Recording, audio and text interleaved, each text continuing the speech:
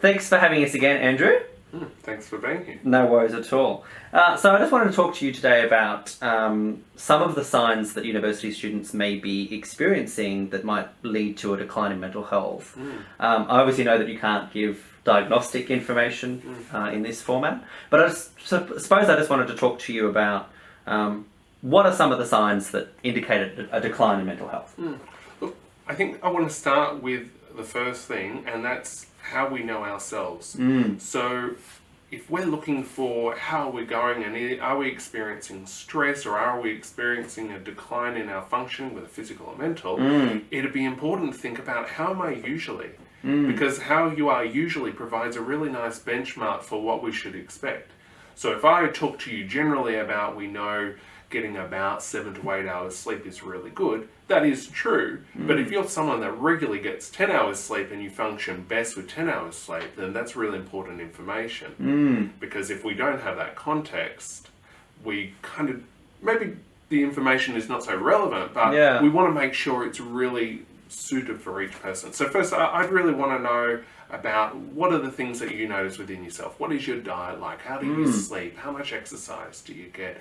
How much do you hang out with friends? How are you able to balance the stresses of everyday university work with maybe working part-time, with doing something volunteer as well? So what all that looks like mixed together. Absolutely. You mentioned a really good point about connecting with friends. I suppose, do you have anything to say about the fact that we are an ever increasingly connected world, but we are becoming more unconnected with other people? Yeah, that's interesting, because we know a lot of research will point towards how it's important to connect. So if you have no connection, connecting online or using social media is really good. But the research will really point towards connecting in person and being able to then use that as a place where we talk, so having a coffee or something, doing a shared activity together, so you might walk around the lake. And we know that if you then engage in play, that it's really useful around how we manage, frustrations, how we experience joy together and success, as well as manage disappointment. So being able to prioritize connecting, that doesn't mean sacrifice all your university work to just hang out with friends. Of course. But what we notice probably typically as the semester progresses is people sacrifice things that we know are actually going to help them study more effectively. So don't give up all your connecting time with your friends. Don't give up your regular going out for a movie or having dinner at someone's house or anything like that, because that's going to help you study more effectively, and it's going to be good for you to give you a break from whatever else you're doing. Absolutely. You mentioned that we often give up connectedness and we often give up connection when things get tough and things get stressful. Now, it's well known that university is a stressful time. So I suppose, what are the most common stresses that you see for university students? And then I suppose, what are some of the signs that normal everyday stresses that you could easily manage in past are now indicating that something may more seriously may be happening? Okay. Again, I think that your own benchmark is really important on that. But what we would generally see people most about is a colloquial stress. So it's stress about lots of different things that we might not categorize into one thing. We're just experiencing stress, and it could be a physiological stress, or we just report to someone else that we're stressed. So that could be to do with study. It could be to do with how am I going to balance all my different competing priorities, which may be family obligations or friendship stuff and volunteering and getting assessments in on time.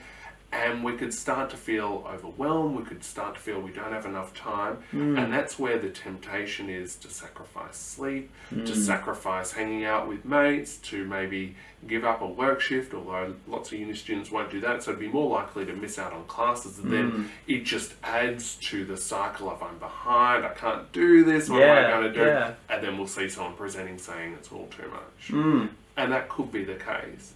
So again, if we know what our benchmark is for our regular functioning, we also know that how we manage stresses is going to change depending on what's going on in our life and what we're doing about it. So these are boring things, but if we're eating, sleeping, and exercising well, that provides a nice foundation. We've all gone through a summer where probably we know someone or ourselves have been impacted by fire or smoke, or other things that are going on in your own world, that changes the resiliency that we have to generally then deal with our regular stresses. So previously, maybe you handled a lot of stress well, but you haven't had much downtime because you've been impacted by the fires. Yeah. Coming back to uni doesn't mean you're not coping, but it might mean you've got a little less give in how you manage stresses. So if that's you, I think it's really important to consider, how do I just ensure I'm taking care of myself? Yeah. What could I do to do that?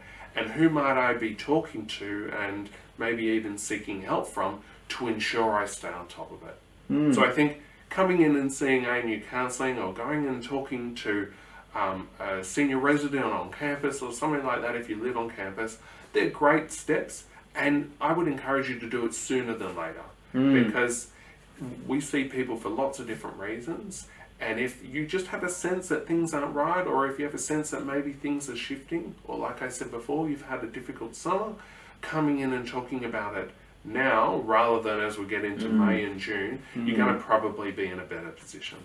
Absolutely.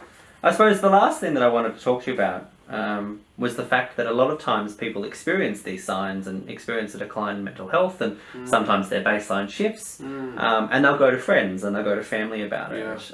What would you say, or what would you recommend to someone that is dealing with someone that is showing these signs of stress? What would you recommend them to tell the person that's experiencing these things? Great. I think firstly, we don't want to shy away from having these conversations, so show your interest if you've got a friend that looks like maybe they're not being how they usually are. So again, that benchmark of how we usually function is important, and your observations of others there too. But if a friend's talking to you about, oh, I'm not sure I'm doing so well, I'm thinking of dropping a course, not sure if I'm going to get this assessment in on time, give yourself some time to talk with them. And if you don't have time, try and make some time at a point where both of you can, so you're not rushed. That's important. Because if they're talking to you, they're taking potentially a risk, or they're at least saying, I want to listen to what you've got to offer. Yeah. So give them some time. That's really important. And then I'd listen to what's going on, because often all of us have a lot of resources that we've been able to use to get us to university. So I'd be thinking about, what does this person have in their past that maybe they can use again? Maybe it's untapped at the moment, or maybe we could help them start to think, what else is available? So if you've moved out of home and now you're studying on campus, maybe you don't have your family support, but do you have a new family at one of the residential halls? Do you connect more into your friendship groups you're forming? Do you make use of the ANU crisis support line, which you can call 24/7 now? There's lots of different options that we can make use of. But if someone's wanting to come in, or if they're talking to a friend, make some time. Fantastic. Well, thank you again, Andrew, for having us here, and thanks for all your tips and knowledge. Great.